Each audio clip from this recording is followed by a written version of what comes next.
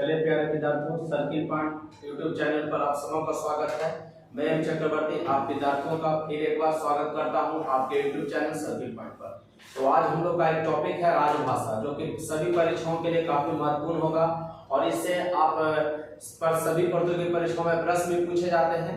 तो सबसे पहले हम लोग राजभाषा के बारे में आज पूरी जानकारी ले लेंगे कि राजभाषा है क्या, इसका चर्चा किस अनुच्छेद में है, कौन से भाग में है और राजभाषा से क्या तात्पर्य है। तो चलिए सबसे पहले देखते हैं राजभाषा। ठीक है, तो राजभाषा का शाब्दिक अर्थ क्या होता है? राजकाज की भाषा। ध्यान दीजिएगा, राजभाषा का शाब्दिक अर्थ क्या लिखा हुआ है? राजकाज की भाषा, अर्थात जो भाषा देश के राजकीय कार्यों के लिए प्रयुक्त होती है वह राजभाषा कहलाती है। ध्यान दीजिएगा, फिर से डेफिनेशन क्या है कि जो राजभाषा देश के राजकीय कार्यों के लिए प्रयुक्त होती है वह क्या कहलाती है? राजभाषा कहलाती है। वह भाषा जो देश के राजकीय कार्यों के लिए प्रयुक्त होगी वह क्या कहलाएगी? राजकीय भाषा कहलाएगी। ठीक है, यहाँ से सवाल तो आपको नहीं पूछे जाएंगे कि इसका डेफिनेशन क्या है, लेकिन आप इसको समझ लीजिए। राजभाषा का शाब्दिक अर्थ क्या हुआ? राजकाज की भाषा। अब जो अगला इंपॉर्टेंट क्वेश्चन है आप लोगों के लिए, 14 सितंबर 1949, 14 सितंबर 1949 प्रश्न एकदम याद रखिएगा। 14 सितंबर 1949 को हिंदू को संवैधानिक रूप से राजभाषा का दर्जा दिया गया था। ध्यान रखिए, 14 सितंबर 1949 को हिंदी को संवैधानिक रूप से राजभाषा घोषित किया गया। हिंदी को राजभाषा कब घोषित किया गया? तो 14 सितंबर 1949 को, 14 सितंबर 1949 को। इसीलिए प्रत्येक साल 14 सितंबर को हिंदी दिवस के रूप में मनाते हैं। पूछेगा हिंदी दिवस के रूप का हिंदी दिवस कब मनाया जाता है? तो 14 सितंबर 1949 को, 14 सितंबर 1949 को हिंदी दिवस मनाया जाता है। फिर से याद रखेंगे, 14 सितंबर 1949 को क्या मनाया जाता है? हिंदी दिवस मनाया जाता है। और 14 सितंबर 1949 को हिंदू को संवैधानिक रूप से राजभाषा घोषित किया गया। अब इसका चर्चा देखेंगे, संविधान के भाग 17 में है। राजभाषा का पूछेगा कि चर्चा संविधान के किस भाग में है? तो भाग 17, एकदम इंपॉर्टेंट क्वेश्चन याद रखिएगा कि भाग 17 में है और अनुच्छेद 343 से लेकर 351 तक में है। राजभाषा की जो चर्चा होगा अनुच्छेद 343 से 351 तक में है। अब देखेंगे कौन से अनुच्छेद में क्या दिया गया है। राज संघ की राजभाषा, संघ की राजभाषा 343 से 344 अनुच्छेद में है। संघ की राजभाषा पूछेगा अनुच्छेद 343 अनुच्छेद 344। अब प्रादेशिक भाषाएं दिया गया है अनुच्छेद 345 से 347। प्रादेशिक भाषाएं पूछेगा तो अनुच्छेद 345 अनुच्छेद 347। सुप्रीम कोर्ट और हाई कोर्ट, एससी मतलब क्या समझेंगे? सुप्रीम कोर्ट, और एचसी मतलब हाई कोर्ट। सुप्रीम कोर्ट और हाई कोर्ट, उच्च सर्वोच्च न्यायालय और उच्च न्यायालय की जो भाषा है अनुच्छेद 348 से 349, अनुच्छेद 348 से 349। अब विशेष निर्देश देखेंगे अनुच्छेद 350 से 351। एक बार फिर इसको आप समझ लीजिएगा। संघ की राजभाषा अनुच्छेद 343 से 344 पूछेगा। संघ की राजभाषा अनुच्छेद 343 से 344 याद रखेंगे। प्रादेशिक भाषाएं का चर्चा अनुच्छेद 345 से 347 में। सुप्रीम कोर्ट हाई कोर्ट का राजभाषा पूछे, सुप्रीम कोर्ट और हाई कोर्ट की भाषा पूछेगा तो 348 से 349। विशेष निर्देश 350 से 351 तक, 350 से 351 तक। अब आगे देखेंगे अनुच्छेद 343 के तहत संघ की राजभाषा संबंधी प्रावधान दिया गया है। देखेंगे संघ की राजभाषा संबंधी प्रावधान कौन से अनुच्छेद में? 343 में। संघ की राजभाषा संबंधी प्रावधान कौन अनुच्छेद में दिया गया? 343 में। 343 एक में ध्यान दीजिएगा, 343 एक के अनुसार संघ की राजभाषा, संघ की राजभाषा हिंदी और लिपि देवनागरी होगा। जैसे पूछेगा कि संघ की राजभाषा क्या है तो हिंदी बोलेंगे और लिपि क्या होगा? देवनागरी होगा।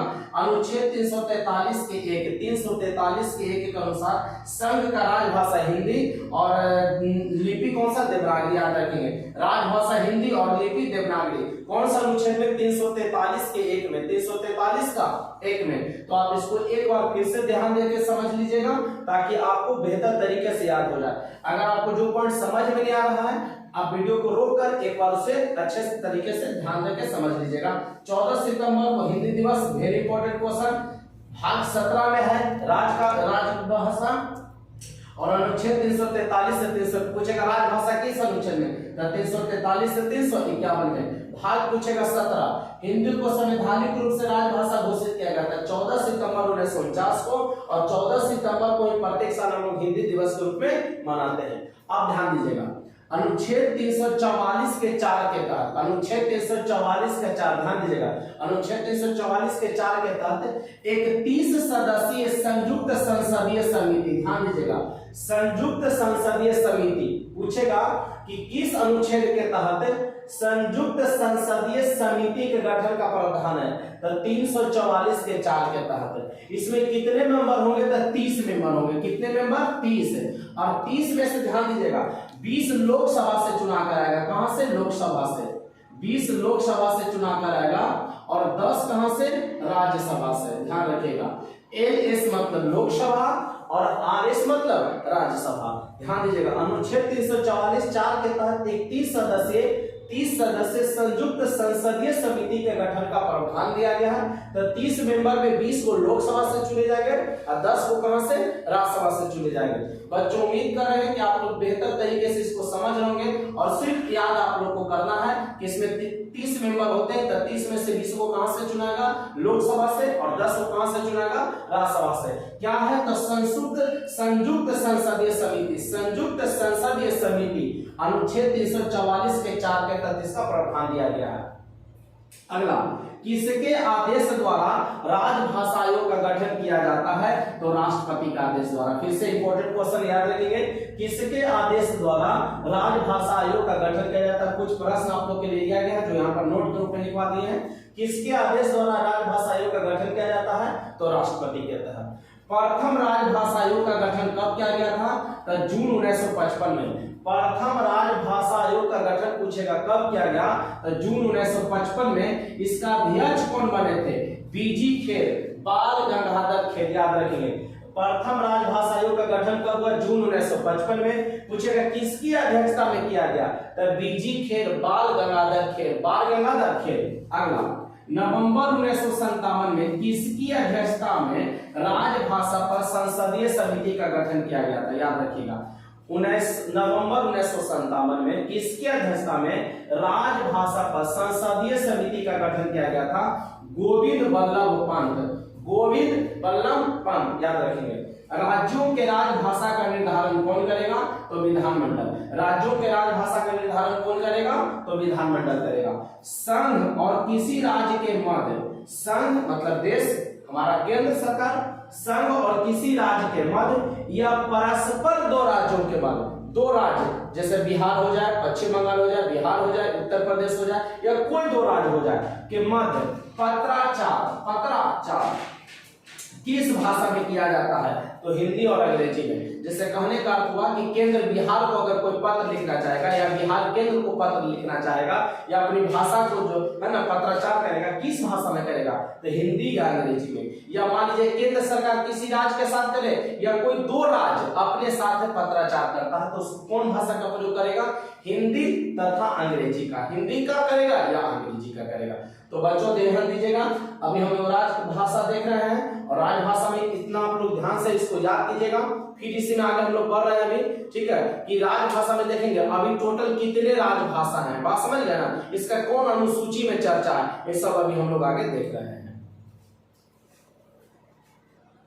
चलिए बच्चों, तो राजभाषा में हम लोग आगे बढ़ते हैं। देखिए, राजभाषा का चर्चा आपको बताए थे भाग 17 में, अनुच्छेद 343 से 351 तक में, और 8वीं अनुसूची में। कौन अनुसूची में, 8वीं अनुसूची में, याद रखेगा।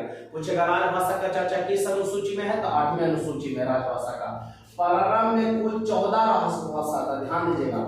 जब हमारा संविधान 26 जनवरी 1949 को 26 जनवरी 1949 को लागू कर दिया गया था, तो कुल 14 राजभाषा था। कुल कितना राजभाषा, 14। पूछेगा संविधान में प्रारंभ में कुल कितने राजभाषा, 14 कौन कौन था, असमिया, बंगाली, गुजराती, हिंदी, कन्नड़, कश्मीरी, मलयालम, मराठी, ओडिया, पंजाबी, संस्कृत, तेलुगु, तमिल, उर्दू। ये 14 आप लोग को याद रखना। असमिया, बंगाली, गुजराती, हिंदी, कन्नड़, कश्मीरी, मलयालम, मराठी, ओडिया, पंजाबी, संस्कृत, तेलुगु, तमिल और उर्दू। लेकिन ये आपको 14 इंपॉर्टेंट नहीं है, राजभाषा है, लेकिन परीक्षाओं के लिए खास करके इंपॉर्टेंट ये नहीं है। इंपॉर्टेंट ध्यान दीजिएगा, ये है आपका, ये आपके लिए खास महत्वपूर्ण होगा, ध्यान दीजिएगा, जो कि संशोधन के माध्यम से जोड़ा गया और एग्जाम में पूछता भी है। इसको आप VVI लगा लीजिएगा, इसको VVI लगा लीजिएगा।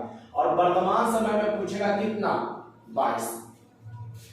14 और 8 कितना होता है 22, मतलब 8 भाषा बाद में जोड़ा गया। फिर से ध्यान दीजिएगा, प्रारंभ में पूछेगा राजभाषा कितना, तो 14, किस अनुसूची में, तो 8वीं अनुसूची में, भाग बोलेगा 17, अनुच्छेद पूछेगा तो अनुच्छेद 343 से 351 तक में।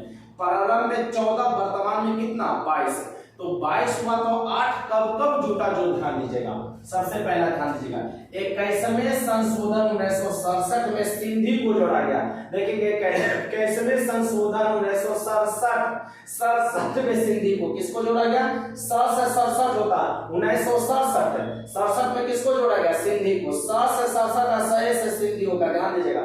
21वें संशोधन 1967 में किसको जोड़ा गया, सिंधी को जोड़ा गया। अगला 71वें संशोधन 1992, 71वां संशोधन 1992 में नेपाली कोंकणी मणिपुरी, नेपाली कोंकणी मणिपुरी को जोड़ा गया।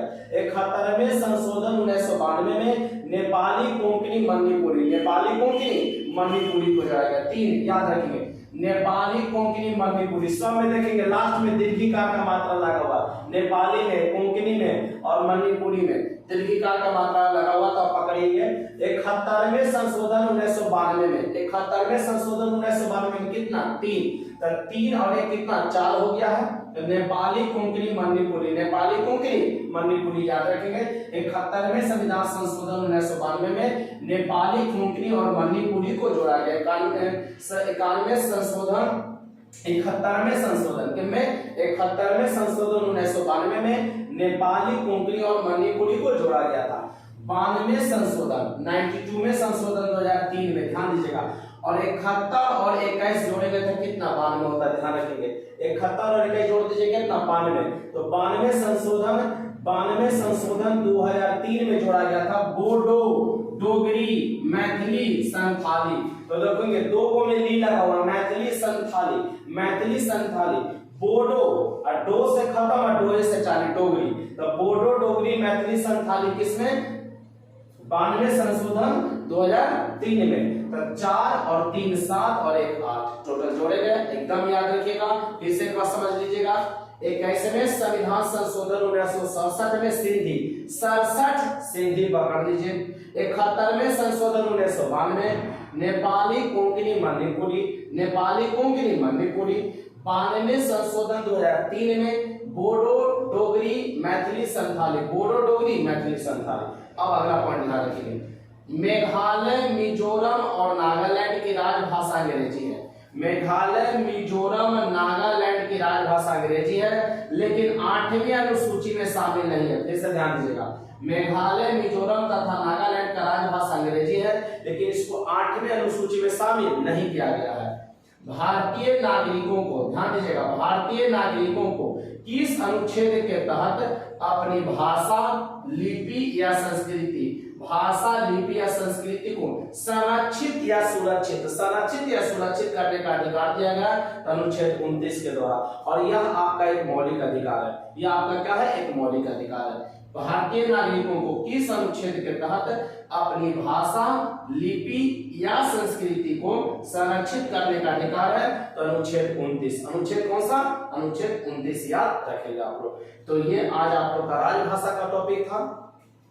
14 जो आप लोग को सामने दिया गया है इंपॉर्टेंट नहीं है, लेकिन ध्यान में रखिएगा।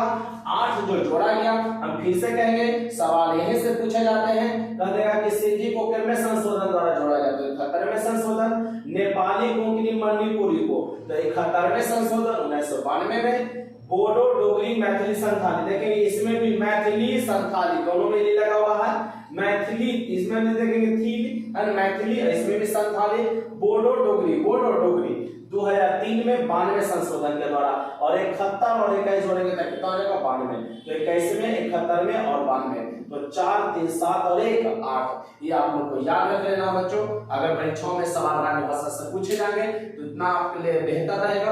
आप इसको अच्छे तरीके से याद कर लीजिए। और प्रतियोगी परीक्षाओं को देखते हुए आप अपने नौकरी के सपने को साकार करने के लिए आपको जीतोड़ मेहनत करना पड़ेगा। तो बच्चों आज राजभाषा हम लोग का यहाँ कंप्लीट होता है। तो कल के वीडियो में मिलेंगे नए टॉपिक के साथ। तब तक के लिए बेस्ट ऑफ लक। जय हिंद, जय भारत।